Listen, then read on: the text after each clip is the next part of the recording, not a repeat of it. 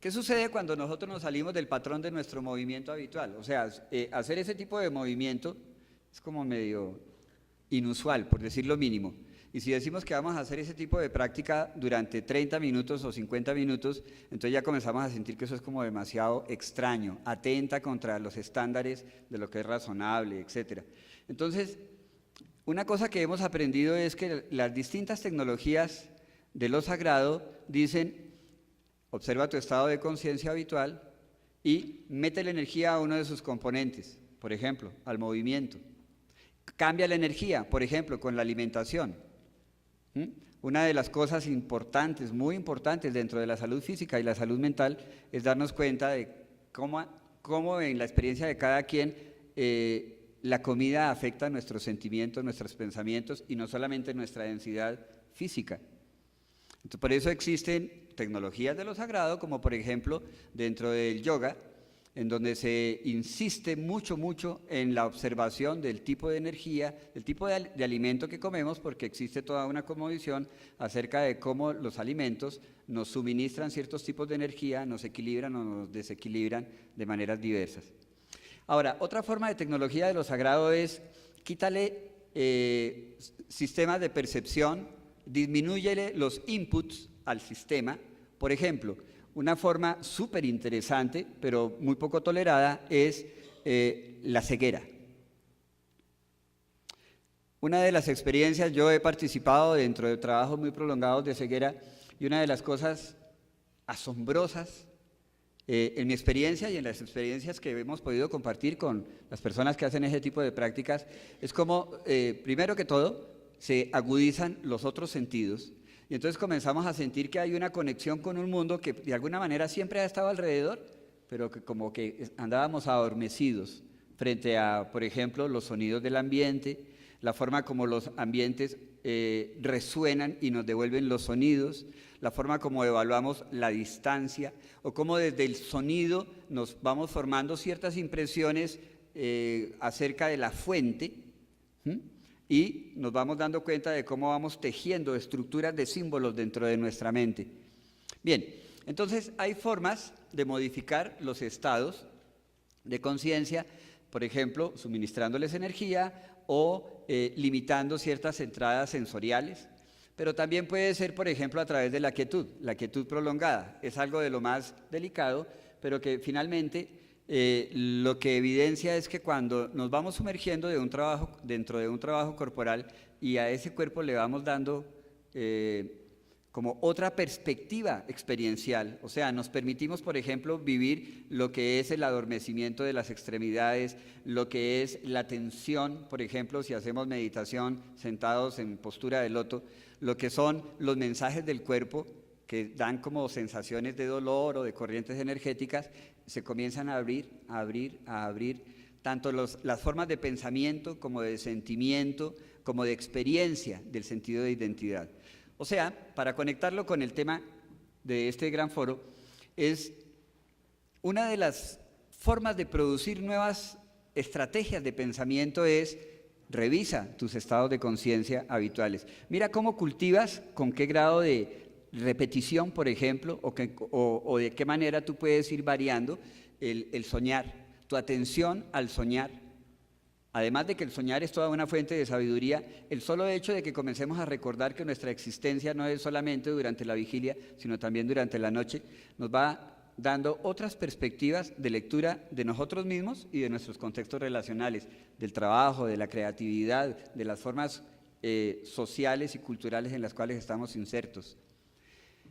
Finalmente, lo que quisiera mencionar es, retornando otra vez la primera propuesta que les hice, es que particularmente esto de trabajar los estados de conciencia, que cuando se vuelven mucho más manejables, tienden a convertirse en estructuras más permanentes, que es lo que llamamos estadios.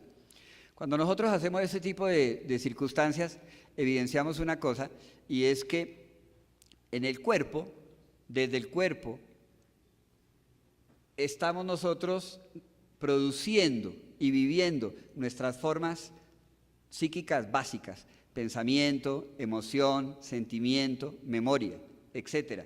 Entonces, una de las dimensiones fundamentales del trabajo es, atiende más a esa conciencia. Esta mañana nos decía nuestro invitado francés que una de las características distintivas era que dentro de la nueva sociología se le estaba dando mucha mayor importancia al cuerpo.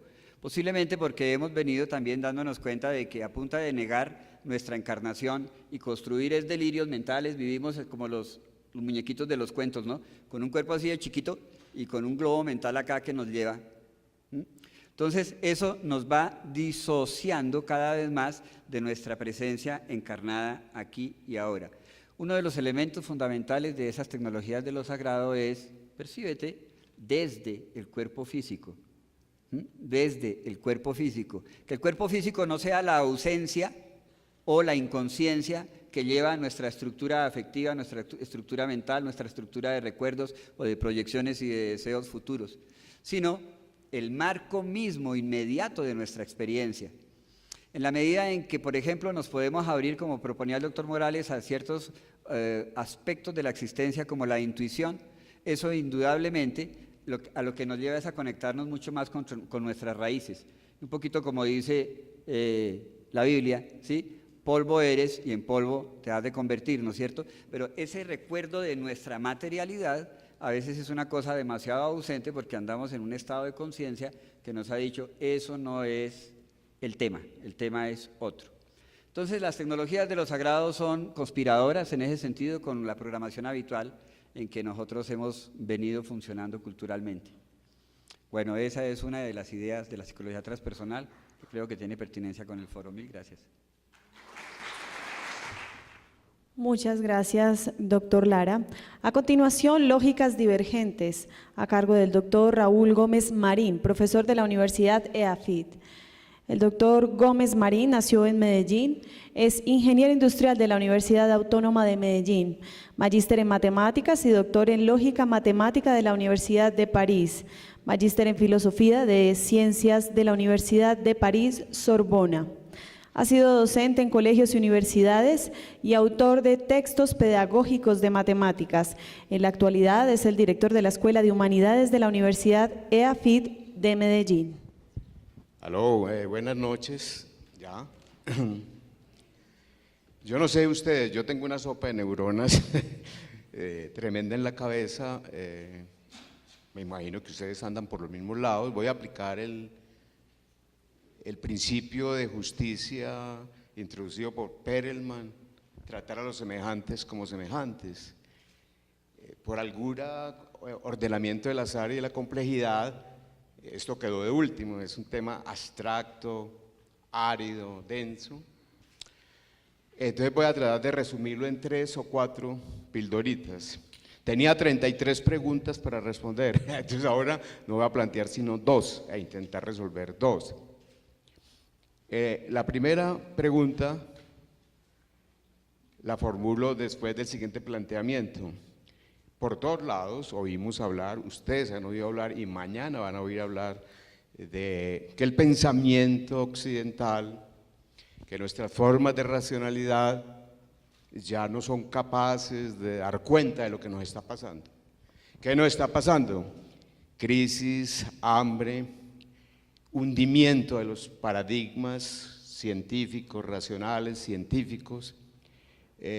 No somos capaces de entender la criminalidad, entender el sicario, entender un montón de fenómenos que aparecen. Y sobre todo, ya no somos capaces de responder a la pregunta por la verdad. Entonces, se pregona por todos lados una urgencia, desarrollar un movimiento de reforma del pensamiento. Bien, ahí viene la primera pregunta. Entonces, ¿qué hace en el marco de ese, llamémoslo ese fenómeno, que hace la pregunta por las lógicas divergentes? La respuesta encapsulada es muy simple, amerita un largo proceso de sustentación, es la siguiente. Las nuevas formas de conocimiento, cualquiera sea ella, y las viejas también, son sistemas teoréticos, son teorías. Lo que oímos aquí antes, a 3 atrás, ayer, antier, son sistemas de enunciados organizados en virtud de postulados y de hipótesis a partir de las cuales emergen los enunciados de las teorías. Desde la sagrada teoría de la relatividad, pasando por las diferentes cuánticas, siguiendo por las teorías matemáticas, que ya no son las señoras de la verdad. No hay teoría matemática que pueda responder qué es la verdad. No hay teoría científica que diga yo no genero contradicciones. Todas las teorías científicas que tengan a la aritmética como base de cálculo ya no pueden asegurar que generen la contradicción. La niña matemática, la aritmética, no es capaz de definir qué es la verdad matemática.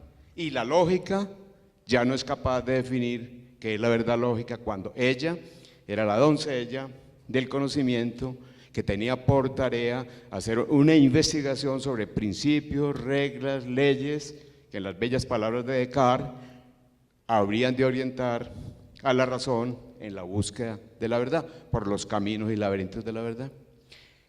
Quien realiza esa tarea de conducción, organización, orientación, es justamente la lógica. La lógica tiene por tarea, en cualquier teoría, tiene por tarea dar las reglas, organizar los sistemas y mucho más, algo que se descubre hoy en día.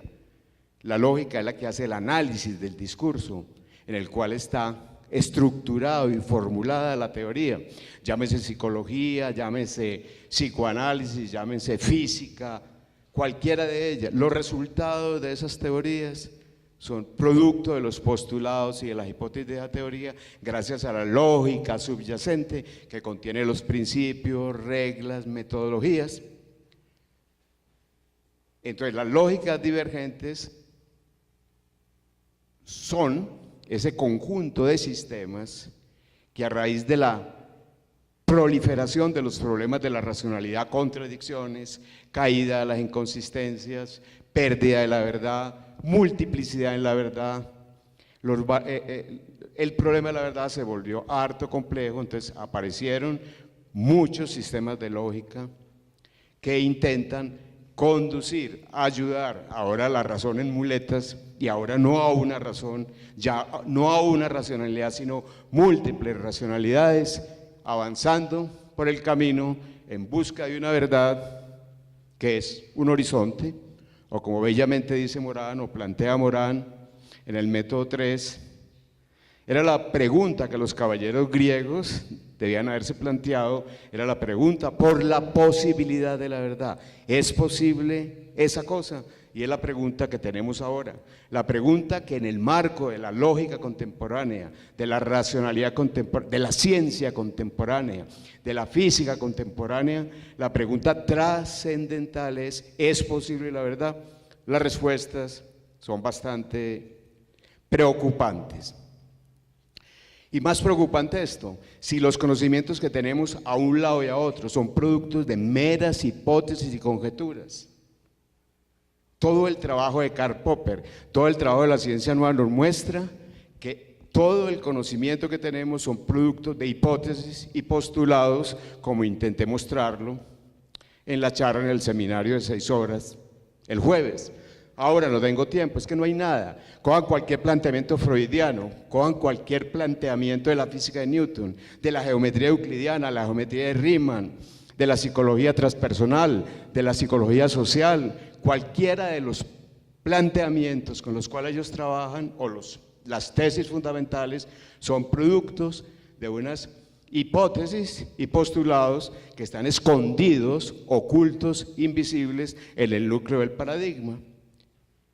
Entonces, ese es el meollo de las lógicas divergentes. Termino con esto para cumplir mi cometido. En el mercado de las lógicas, que son matemáticamente infinitas, o sea, se puede demostrar que hay infinitas lógicas, pero eso no tendría sentido plantearlo aquí. Hay un mercado de lógicas donde algunas manejan la contradicción. Verbigracia, las lógicas paraconsistentes de Newton da Costa y de Ottaviano, son lógicas donde un enunciado y su negación pueden ser verdaderos ambos. Yo a lo largo del día he oído interpretaciones inadecuadas de los principios lógicos, pero no tengo tiempo de discutirla, ¿no? Cada principio tiene tres formas. Una forma ontológica, prescribe algo acerca de la realidad. Una forma lógica, que a la vez es semántica, por un lado, y es sintáctica, por otro lado.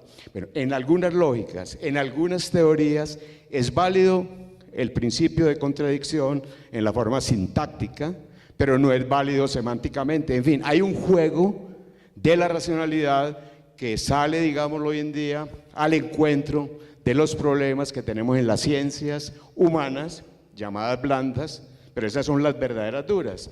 En las ciencias duras, física, química, matemáticas, hay diversas matemáticas, hay matemáticas de la contradicción, hay matemáticas donde no vale el tercer excluido, donde yo no puedo razonar siguiendo el principio de reducción al absurdo, sacro, extraordinario principio de reducción. No, hay unas donde no puedo, hay otras donde sí puedo.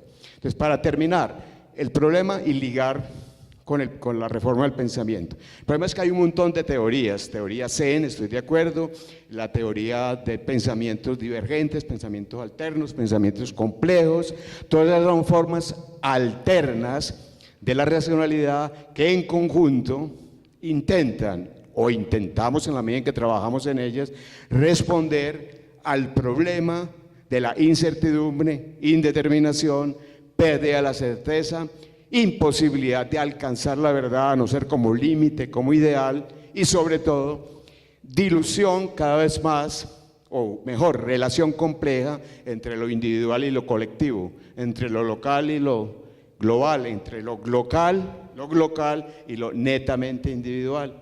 Todos esos cambios nos abren nuevas lógicas para orientar el razonamiento. Concluyo con esto. Tengo un problema de incertidumbre, indeterminación, cierto tipo de contradicción, como para que me la pillen. Mire, en cuántica hay un enunciado que dice, pues dice en el lenguaje de la física cuántica, de acuerdo a sus postulados, esta mañana nos decían que fue descubierta la partícula de Higgs. No, la partícula de Higgs fue deducida matemáticamente de la teoría de la física de partículas. En los aceleradores de partículas construidos con la teoría de la mecánica cuántica se determinaron ciertas propiedades que debía tener la partícula de Higgs, pero no, la partícula no se puede descubrir, y si cambio los postulados de la física de partículas, caerá la partícula de Higgs, igual que caerá la relatividad. Cuando le tumbemos a Einstein, se la van a tumbar los tres axiomas que fundamentan y dos postulados que fundamentan la relatividad, y de ellos hablé en una sesión pasada. Entonces, conclusión, según mi problema, en la mecánica cuántica hay un enunciado que dice en lenguaje coloquial: yo soy electrón, tengo spin, un medio, bla, bla, bla, soy electrón y soy onda, entidad continua, sin rupturas. Y dentro del mismo sistema teorético hay otro enunciado que dice: yo soy electrón, tengo este spin, pero soy discreto, continuo, no soy onda. Entonces, soy onda, es verdad; no soy onda, es verdad. Negación semántica, pero en la cuántica nunca se ha demostrado un teorema cuántico que diga no es posible que ocurra A y no A, que es la forma sintáctica. En cuántica no vale el tercer excluido, porque al contrario, vale el principio del tercer incluido, que es excluir el tercero que se ha excluido. En ciencias sociales, ciencias del hombre, es al contrario, reformar todos los principios, y en el principio del tercer incluido, incluir el tercer incluido. Hay lógicas de 4 valores. Con esto sí les prometo que termino. Si las ciencias son hipótesis, ¿son verdaderas o falsas? No, mi amor, son hipótesis. Entonces, ¿qué valor alético, de valor de verdad les otorgo? Otórgueles en una lógica trivaluada de un medio. Razone como razona la ciencia, y todo lo que deduce son hipótesis. Como no hay verdad, Popper propone el criterio de falsación. Falsemos, refutemos, tumbemos las hipótesis con enunciados particulares, porque si encuentro un individuo que no cumple la propiedad de la hipótesis, me tumba la hipótesis y en cadena se va todo lo que esté ligado en la teoría con esa hipótesis. En conclusión, Esa lógica trivaluada le daría un medio a la hipótesis, pero hay lógicas tetravaluadas de 4 valores. ¿Por qué? Porque en el caso humano, por ejemplo, de los humanos, la cosa no es tan simple. En el caso de la educación, en lógicas cognitivas, de los procesos cognitivos, no vale la bivalencia, aprendió o no aprendió, entendió o no entendió, tampoco vale la trivalencia. ¿Entendí? Sí. No entendí, no. Entendí en la mitad, no. Hay a veces más grado de apropiación del conocimiento, en otros casos hay menos grado, pero nunca una apropiación absoluta. Entonces sería de 4 valores, de 5 valores, de 6 valores. Lógicas hay finitas de n valores dependiendo del problema que usted necesite. Hay lógicas cuánticas que necesitan, puesto que una partícula existe en un número indefinido de valores, existen lógicas de n valores. Esa es la historia de las lógicas divergentes que aparecen como una especie de propuesta o tabla de salvación a las nuevas teorías racionales que necesitan lógicas para dirigir la razón. No hay un saber que pueda privarse de esa lógica, si esa lógica subyacente sea aparentemente, no se pueda localizar en términos de principios, reglas y demás, pero allí estarían. Esa es la cuestión, mercado de las lógicas. Tengo un problema, tengo una teoría, esta teoría tiene un problema, mi problema es lógico porque tengo contradicciones y no son vanas, son importantes, necesito una lógica que me resuelva ese problema. Esa es la situación que hay hoy en el orden de la racionalidad, de la lógica. En el orden de la racionalidad es que hay múltiples teorías sobre lo mismo, con problemas de incertidumbre, contradicciones, multiplicidad de valores. Y dos, en el ámbito de las lógicas, hay un mercado de lógicas, pues por ser un poquitico folclórico, en el cual el investigador va y busca y valora. Sería bueno, pero yo sé que ustedes están cansados, yo también estoy cansado, poderles ilustrar esto con algunos casos concretos. Yo dejaré las notas de la sesión pasada del jueves, donde presento el caso de las geometrías y de otras teorías donde se cambian los postulados, se cambia la teoría y por ende las lógicas ya no pueden ser las tradicionales o la lógica clásica, que vuelvo y lo digo, no es de Aristóteles. Es ignorar que Gottlob Frege reconstituyó toda la lógica, construyó la lógica moderna y que Wittgenstein y Russell hicieron transformaciones de la lógica importante donde sí subsumieron de alguna manera a Aristóteles, pero él realmente, la lógica moderna, la de Russell, Wittgenstein y Frege, el papa de ella, contra la cual hemos venido peleando o discutiendo, porque nos impone unos principios radicales que condicionan nuestra racionalidad y nuestro cuerpo. Nuestros niños en la escuela, yo he puesto a llorar maestras de primaria con esto porque yo los demuestro.